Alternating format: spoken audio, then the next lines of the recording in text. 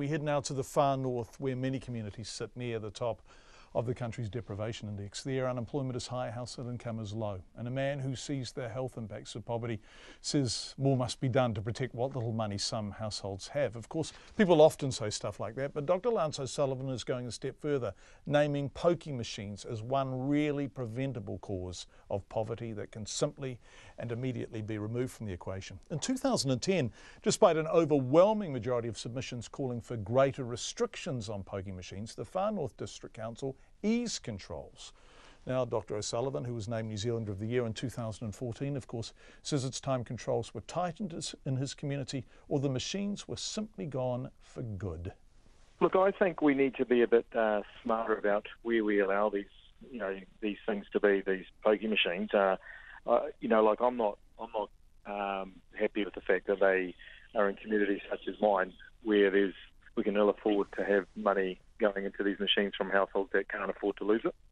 Have you seen the impact of households where there is an issue, where there are gambling problems, people simply can't help themselves? Have you seen that in your practice? Yeah, absolutely, John. I mean, during my time practicing up here in Kaitaia, I've had all manner of signs of poverty that are affecting children and households up here. I mean, there was a local businessman who told me about the fact that he disturbed young children going through his pig scrap food bucket because they were hungry at the back of his business. Now, when he asked them, why are you doing that, they told him they were hungry. This is what I've seen firsthand up here, and pokie machines, this very addictive and very problematic form of gambling is a part of the problem. It's taking money out of the households of young families and children, in particular up here and around the country. So what would you like to see? Do you want to see a reduction of them, a ban of them, greater clarity about where they can be and can't be? Yeah, look, there is a policy at the moment, sinking lid policy, that some of the councils have adopted and some haven't actually, and that means that they won't replace ageing machines. I think we need to go one step further and actually say, look, there's no place in communities that have high levels of deprivation and social problems to have machines that can take, in the far north, $13 million a year out of those communities. So we shouldn't be allowing them in communities such as Kaitaia. We have half a dozen premises up here, venues that have these. We can't police things such as our children being left in cars, people spending 8 or 10 hours on these machines a day. We don't have cameras in the car parks to make sure that we're not children aren't being left unattended in cars. And I guess we've got a new government that's made a commitment to child poverty. I think we should realise that there's a significant intergenerational response that needs to occur to really completely eliminate child poverty. But the government can make a change today by removing pokies from communities like mine tomorrow.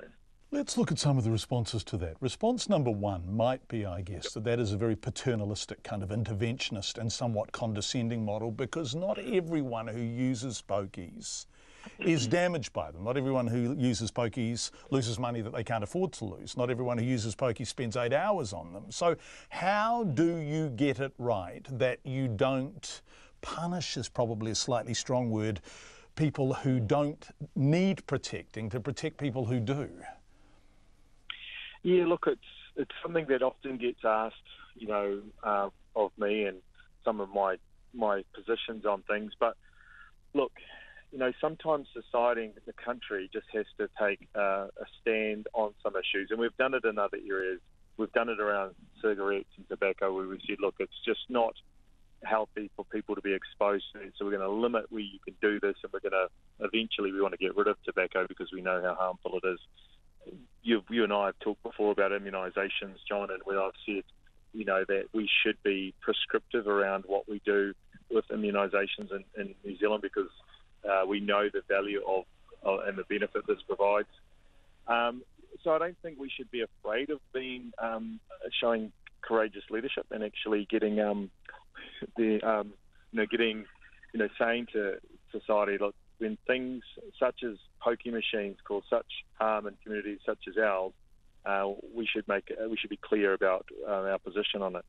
And at least, look, I think a lot of the harm is from the pokie machines is hidden from view. We're not just talking about those that are defined as a problem gambler. We're talking about those that are actually just losing money they can ill afford to lose, and they're flying under the radar, and their kids are going hungry, and their houses are cold. We're not measuring that well enough. These machines cause more harm than I think we currently realise. The other response to this is, of course, that pub charities, that the money that comes out of the pokies often goes back into the communities one way or another. Sports clubs is a classic example. I'm sure there are public health initiatives in the north that have support from pub charities. What would you do if that money disappeared? Yeah, look, well, number one is I've sat on boards before that has refused to take money from pub charities and the like, gaming trusts, because there's a significant amount of money that goes into the running of those operations, and it's actually an industry. I guess, why have we suddenly become so dependent on gambling trusts to raise money? I believe New Zealand and has experienced New Zealand's generosity. I don't think that we can't do this in a different way. And my argument is, well, I don't believe we, as New Zealanders, need to rely on gambling machines to provide that money, and that money's coming from families that can ill afford to lose it. Dr. Lance O'Sullivan talking to me from Katai.